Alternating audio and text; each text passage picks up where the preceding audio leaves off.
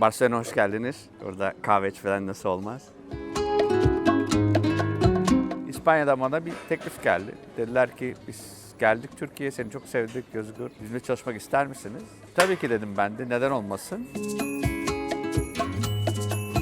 Hayatta böyle kesişme noktaları vardır. Hani bir tarafta orada benim ailem Türkiye'de, Özgür Türkiye'de kal, senin notların çok iyi. İşte filoloji okudun, öğretmen ol. Öğretmen bir bayanla evlen ve çocuklar olsun, biz de çocuklara bakalım derken beni İspanya'da buldular. Ben kendimi İspanya'da buldum. Uluslararası medya planlamasında çözüm ortağınız Thinking Grid sunar.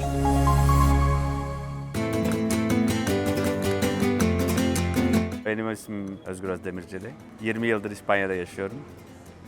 Barcelona ve çevresinde. İzmirliyim.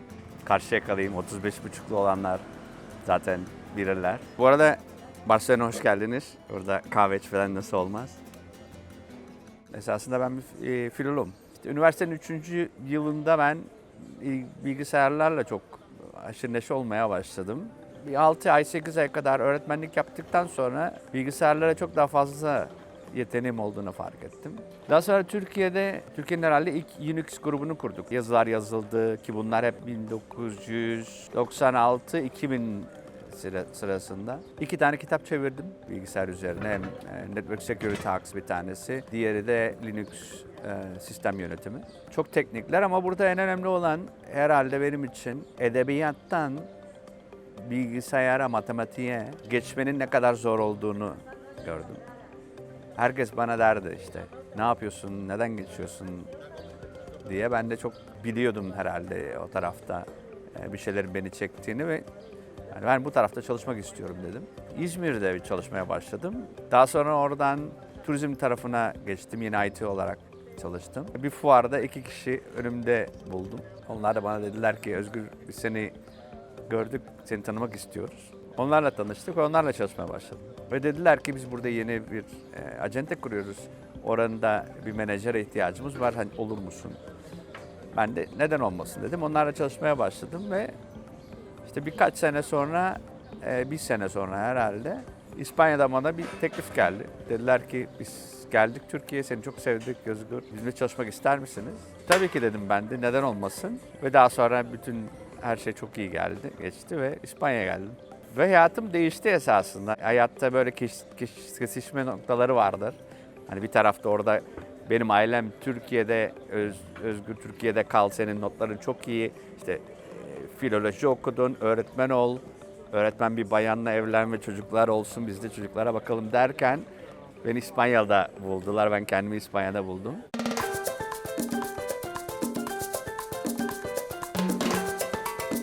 ...2006'da buranın Barcelona'nın kuzeyi olan Calella diye ufak bir şehre geldim esasında.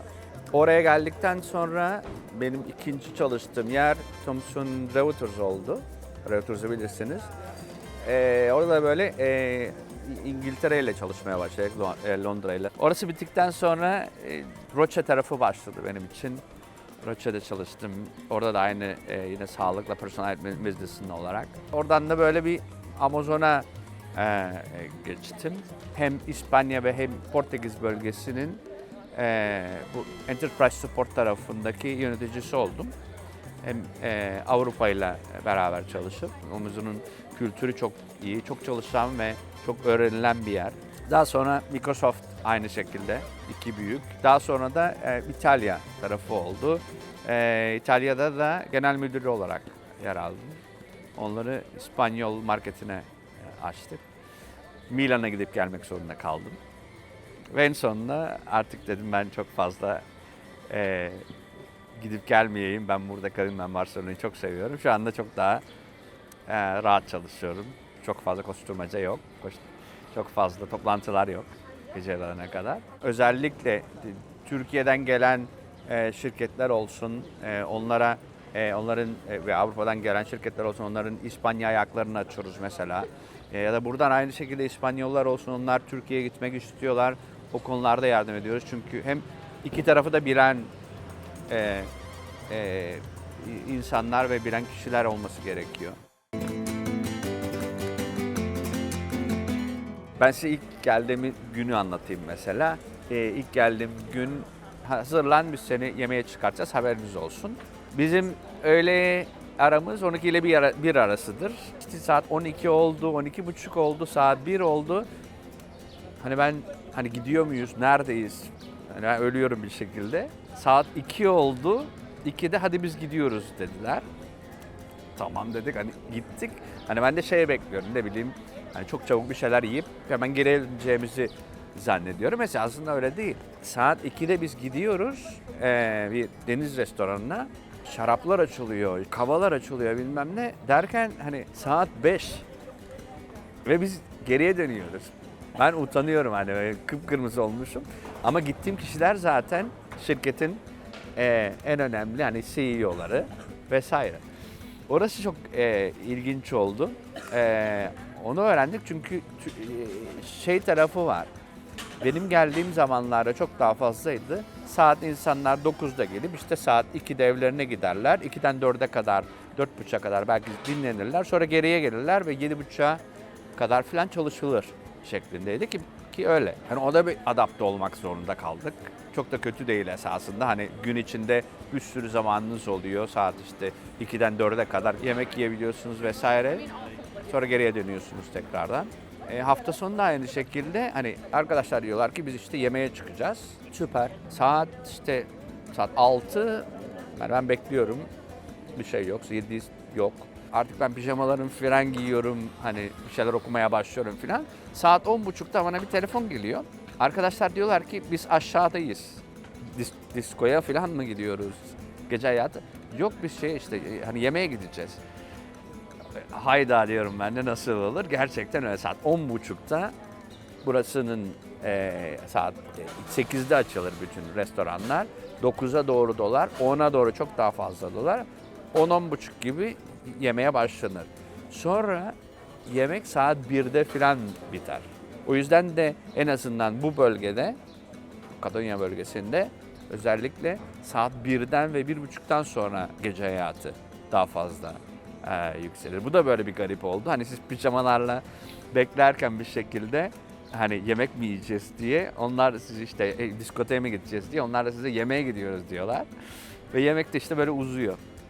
Buranın da en önemli hani ne derseniz benim öğrendiğim her şey burada yemek etrafında dönüyor.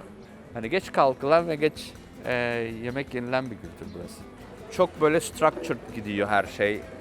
Avrupa'nın benim diğer yerlerinde gördüğüm. Burada öyle değil. Saat 10'da bir toplantı ayarlıyoruz biz Almanlarla. Almanlar saat 9.50'de orada oturuyorlar ve bekliyorlar. İspanyollar bizim arkadaşlardan haber yok. Neredesiniz? Geliyoruz ya işte, ancak işte kahve içtik falan. Saat 10 oluyor. Ben Almanların gözündeki hani görüyorum, öyle suratlar asılmaya başlıyor. 10'u 15 geçe falan, 10 geçe, 15 geçe falan geliyor diğer arkadaşlar. Bu da kötülük için değil. Bunu neden anlatıyorum? Çünkü burada gerçekten hani geç kalma kültürü var. Hani saat 10'da diyorsunuz esasında o 10.30'da. Eğer daha fazla güneye giderseniz 11'e falan uzuyor. Ya biz 10'da kaldık hani geliyorduk ya o kadar da önemli değil. Hani böyle bir var burada, rahatlık var. Bu da kültürün beraberinde getirdiği bir şey. Saat 10'da kalırsanız 10, 10.30, 10, 15, 10.30 gibi düşünün onu. Hani böyle strict timing olur.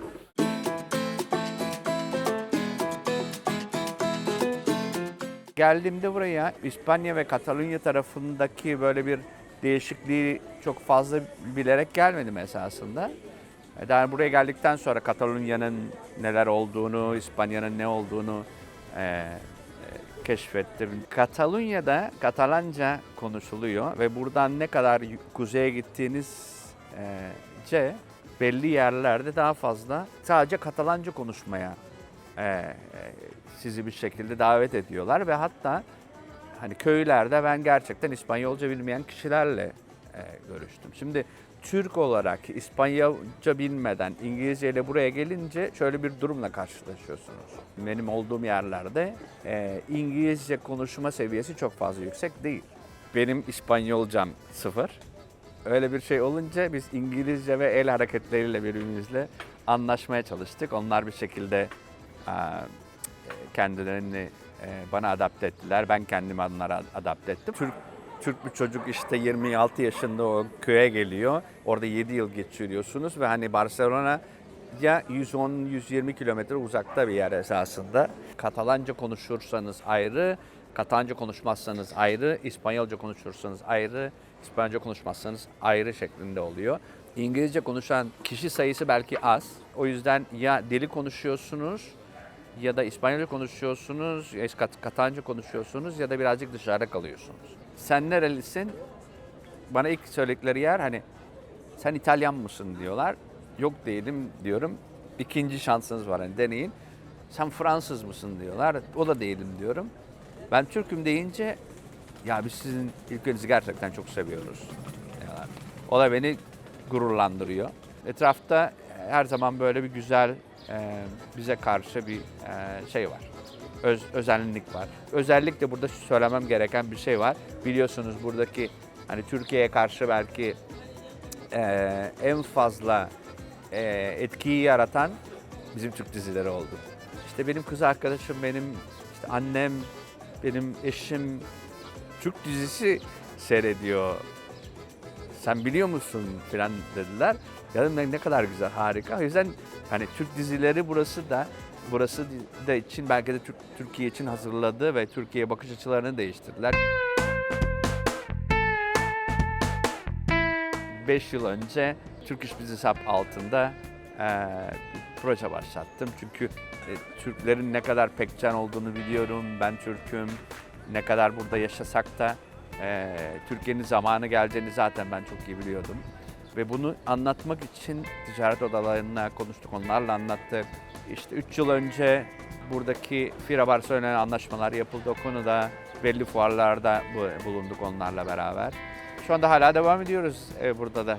Türk komünitesiyle zaten her zaman buluşuyoruz ama daha da böyle hep beraber ileriye doğru neler yapabiliriz? İleriye doğru Türkiye'yi nasıl temsil edebiliriz hep beraber? Nasıl birleşebiliriz?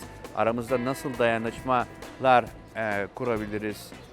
Diye konuşmaya başlarken herkesi tanımaya başladık. Herkes de ya sen 20 yıldır buradasın, biz işte 3 aydır buradayız falan deyince ben de hadi ya dedim yaşlanmışız.